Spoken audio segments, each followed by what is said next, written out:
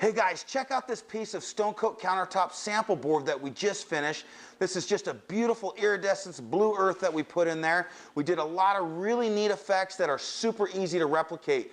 We're going to show you all the tips and tricks right now, how to make this piece from start to finish. Stay tuned and visit us anytime at stonecoatcountertops.com.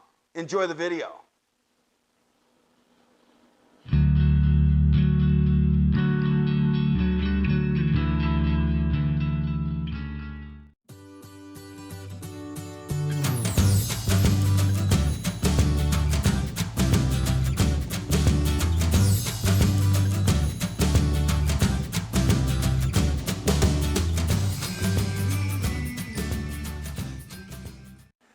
Okay guys, the first step that we're going to do in making this sample board is we're going to prep the edges and the surface. We have paint and primer in one, already coated, 2 coats on this sample board. What we're going to do is we're going to sand those edges and we're going to sand the surface. The reason we do that is to give ourselves a nice prep board that is smooth when the epoxy tries to go over the edges. On MDF, when you're using that, because we router those edges and paint them, they're porous, they suck that paint in, so the sanding before you do this step really helps make it a smooth project.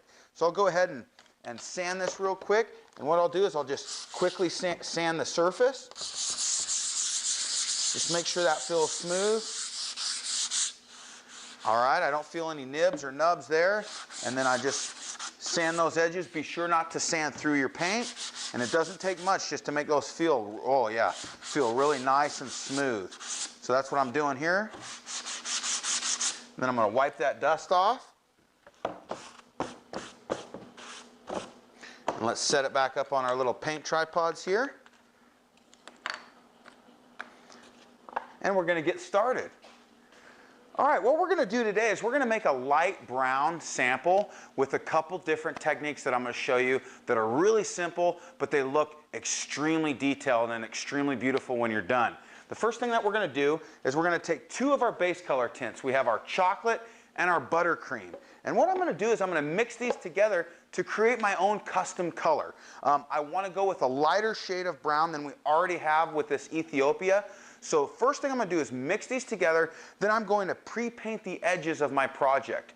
The reason I paint the edges of my project is because it's thinner on the edges when we apply the epoxy. So when you apply that epoxy thin, you may see through to the edges, and so we want those pre-painted. We don't have to worry about pre-painting the top again because we're going to tint all of our epoxy with this color, but you'll see how this works. So if you're going to use this technique, this is a good idea and a good practice to make sure your edges match the top. Let's go, let's get started. So I'm going to do about a 50-50 mixture with this, and I'm going to do half buttercream and I'm going to do half chocolate, and that'll create a really pretty color. These are all compatible to mix together. They mix really cool. You can make some really neat effects this way. Just add a little bit of chocolate there. And we'll mix this up. Let me get a paint stick. So I'm just going to take my paint stick. You can see I'm mixing that color together, and it just creates a much lighter brown for me. Now if I want a even lighter brown than that, I could add more buttercream. If I wanted a darker brown, I could add more brown. And you could do this with any color you choose. Okay, here we go. I'm going to dip my roller in this, and I'm just going to pre-paint these edges.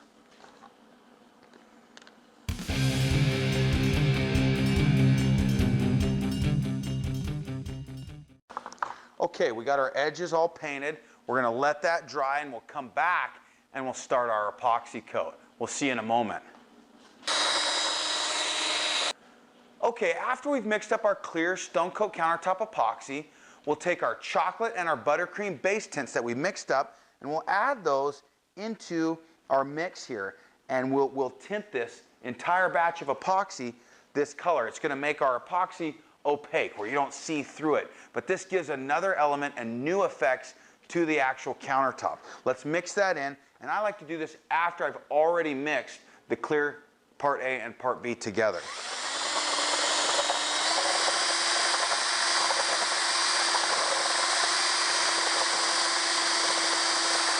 Boy, that's a pretty color. I like that. Okay, I'm going to add this to my piece here. We'll just pour that out. And I'm going to trowel that out.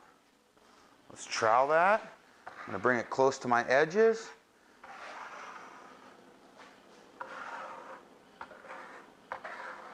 Very cool. I'm going to scoop the rest back in my bucket here. I may use that a little later for some effects. Okay, I got my Wooster shortcut brush. I'm going to prime that brush and some of that material there, and I'm going to chop out my sample here. And all I'm doing is removing the trowel marks, and I'm chopping anywhere my trowel may have missed so that everything gets the epoxy. We'll chop this out in a random fashion. Now I'm going to brush those edges. Now those edges are really matching that surface, and if they get thin or you can see through, you will not see through to that base color. All right, there we go. Brush those out. Let's torch this. Get rid of some of those bubbles.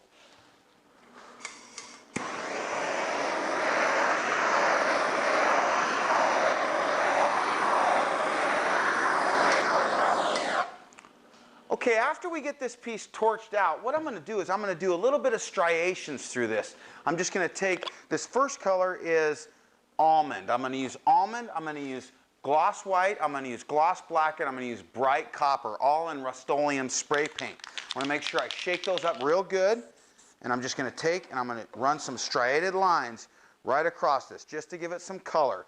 I'm just spraying a little bit of paint right there on my stick, and I'm going to drag it right through this top. Drag some white through there.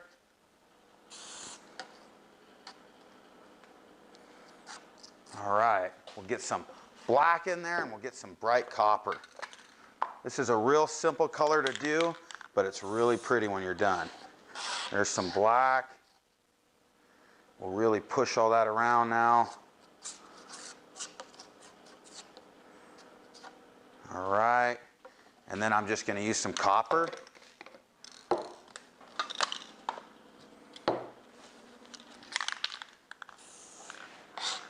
Oh, that copper looks really good in there.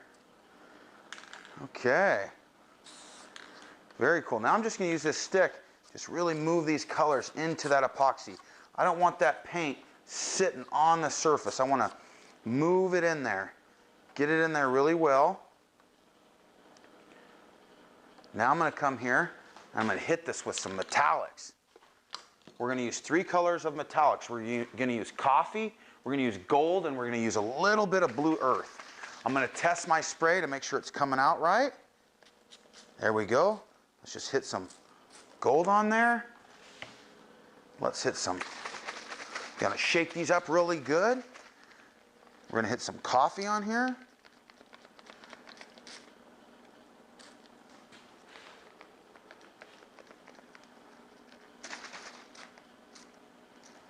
Oh yeah, that's pretty. Oh yeah, that's just beautiful already. Okay, now we're going to hit a touch of blue earth. All right, yeah, that'll do it. Just a little bit randomly right there. Now I'm going to do one trick that I really like to do. And you know what? I'm going to add a 4th color. Let me grab my pearl. Okay, so what I'm going to do now is I'm just going to torch this out a little bit to move some of this undertones and move this around just a little bit. You got to make sure that alcohol dissipates. You're going to get divots and things like that in this first coat because you're mixing these things together, but those divots are just fine. You could come through here and just break the surface tension with your finger. Just make sure that you get all that, but that second coat's really going to hide any of these imperfections and stuff like that.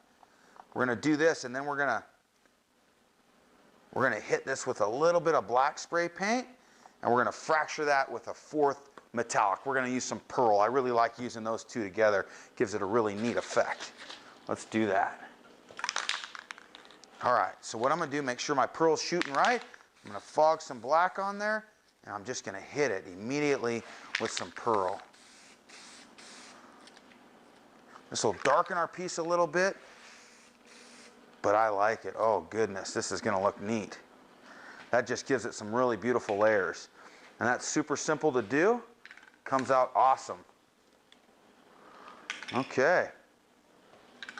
Okay, I'm gonna add a touch more blue earth on top of this color just to give it a little bit more interest here. Oh yeah, there we go. That looks good. Maybe fog a little bit more black over that. See, oh yeah. If you fog it right after you do that, the black almost laces those effects. That looks pretty. Goodness.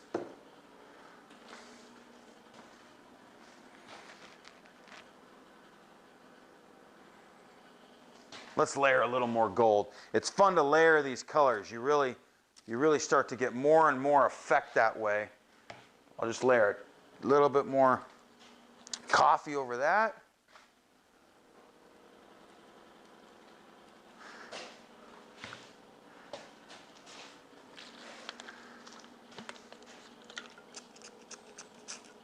A little more blue earth.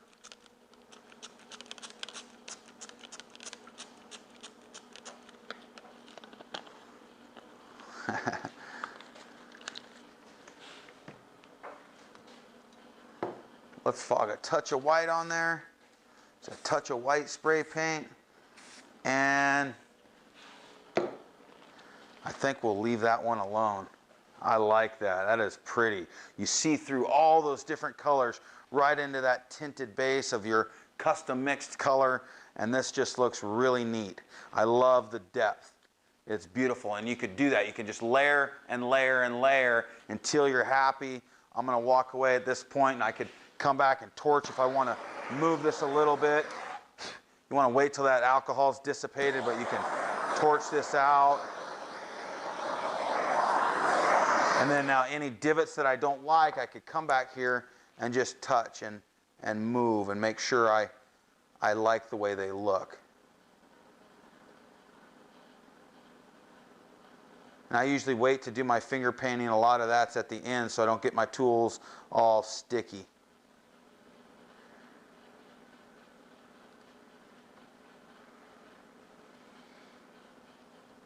When you hit the piece with spray paint after you spray alcohol, it will lace a lot of that alcohol with that spray paint. It's a really neat effect.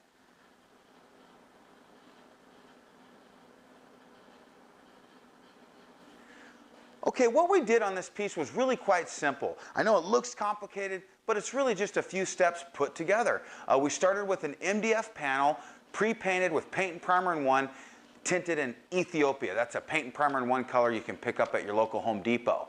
Then we took our base color tints, our chocolate and our buttercream. We mixed those 50-50 and we pre-rolled the edges so that our edges would match the top. After that, we mixed that same tinted base color tint right into our epoxy. We poured that epoxy out, we troweled it, and we chopped it, and we torched it.